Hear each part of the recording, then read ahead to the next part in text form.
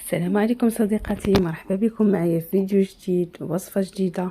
الوصفه ديالنا ديال اليوم هما كاب كيك بجميع الاسرار ديالو، باش كيجيكم بحال هكا مقبب وكيجيكم مهوي من الداخل اسفنجي، كيجي رائع. هاد الوصفه هذه مجربه، هي المعتمده عندي وبمقادير اللي هما بساط.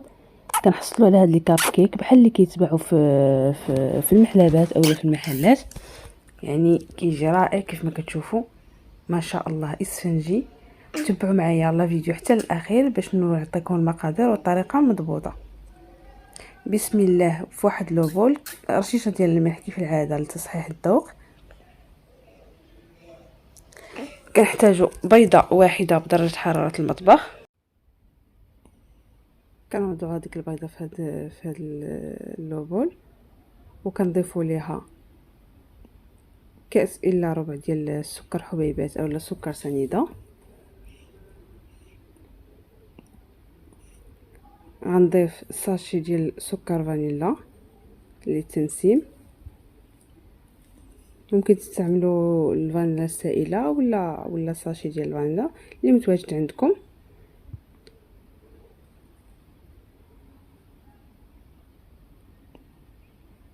وهنا غادي نجيبوا الطراب ديالنا اولا الفوي ديالنا، غادي نحاولوا نطربوا هاد المكونات حتى ينسجموا مزيان ويتبدل اللون ديالهم ويوليو ماء للبيوضه. انا صرات لكم الفيديو باش ما يجيكمش طويل. كيف ما شفتوا هذا هو اللون اللي كنحصلوا عليه بعد ما كنخدموا هذاك البيض والسكر سنيده مزيان. وهنا غادي نضيفوا كاس الا ربع من الزيت النباتيه،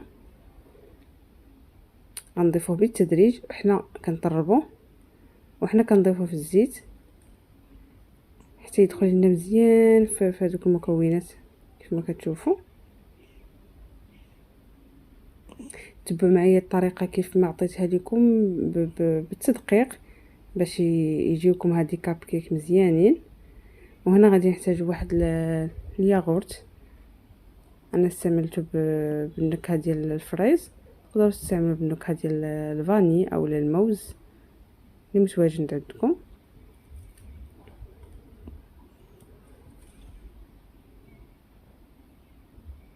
كيف ما قلت لكم ضروري الطريقه تحترموها كيف ما عطيتها لكم باش لي كاب كيك يجيوكم مزيانين. غادي نخلط هذيك دانون ولا هذاك الياغورت مع باقي المكونات حتى ينسجموا مزيان. وهنا غادي نبدا نضيف في الدقيق ديالي، عندي 2.5 كيسان من الدقيق. الدقيق ممتاز بطبيعه الحال. ديما بالنسبه للدقيق كناخذوا الدقيق ديال الحلويات يكون ممتاز باش كيصدقوا لينا لي كيك ولا لي كاب كيك ديالنا.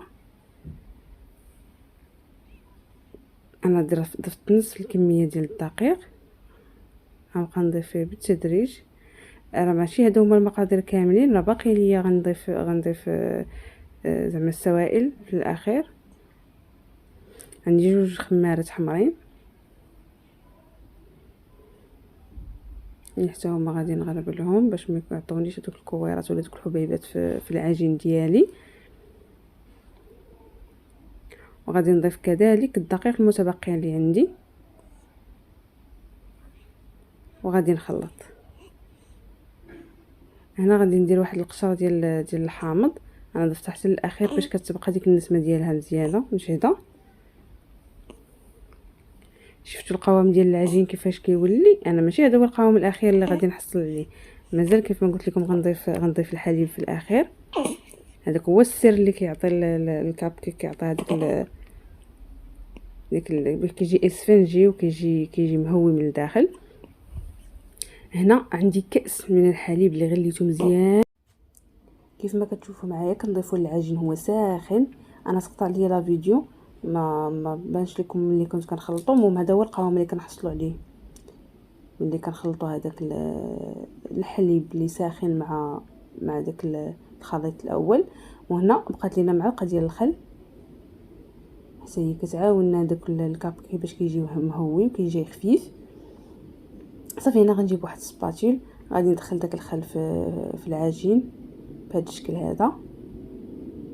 شفتوا العجين كيفاش كتكون، كتجي شويه ثقيله على العجين ديال الكيك العادي كما شفتوا معايا. انا فاش كنهز العجين وكنخويه كيبقى مجموعه هذا كيرجع للشكل ديالو كيف ما شفتوا معايا. هنا غادي نخليو هاد العجين هذا، هاد الخليط هذا غنخليوه كيرتاح. المهم نتوما تقدروا تخليوه ربع ساعه حتى نص ساعه، ولا كان افضل تخلطوا هاد الخليط هذا بالليل وتوضعوه في الثلاجه. ديروا ليه واحد السلوفان وتوضعوه في الثلاجه، وحتى الغد ليه عاد غادي تعمروا الكاب كيك ديالكم وتدخلوه للفرن. كيجي رائع، يعني قد ما ارتاحت هاد العجين هادي كيف ما كتشوف معايا، قد ما ارتاحت قد ما كيجيونا لي كاب كيك مزيانين. انا غندير الطريقه اللي قلت لكم في الاخير، غادي نغطيه بالسلوفان وغندخلو للثلاجه حتى نخلطو دابا بالليل، غندخلو للثلاجه حتى الغد ليه يعني الصباح ان شاء الله غادي نقادو وندخلو للفرن باش يطيب. انا كنجمع في الجوانب هكا وغنجيب واحد السلوفان وغادي نغطيه ونغطيوه جيدا باش ما يدخلش ليه الهواء ويتشف لكم ولا شي حاجه. نغطيهم من الجوانب مزيان بحال هاد الطريقه هادي كيف ما شفتوا معايا باش يبقى العجين مزيان. صافي هنا غادي نوضعوه في الثلاجه، ومن بعد غادي نعمر لي كاب كيك ديالي وغندخلهم للفرن اللي هو سخون على درجه حراره 180. كيكون سخون من الاسفل حتى شاعل من الاسفل عفوا حتى كيطيب لنا الكاب كيك. عاده كنشعل عليهم من الاعلى باش كيتحمر لينا. وهادو هما لي كاب كيك ديالنا من بعد ما خرجتهم من الفرن، كيجيو رائعين مهويين، كيجيو خفاف مقبين، يعني بالشكل اللي كنبغيوه زعما كيف ما كنشوفوا في المحلبات اولا في المحلات فاش كناخذوهم في لي باتيسري كيجيو رائعين. يعني هاد الوصفه هي السر كيف ما قلت لكم باش كيجيونا بهاد الطريقه هادي.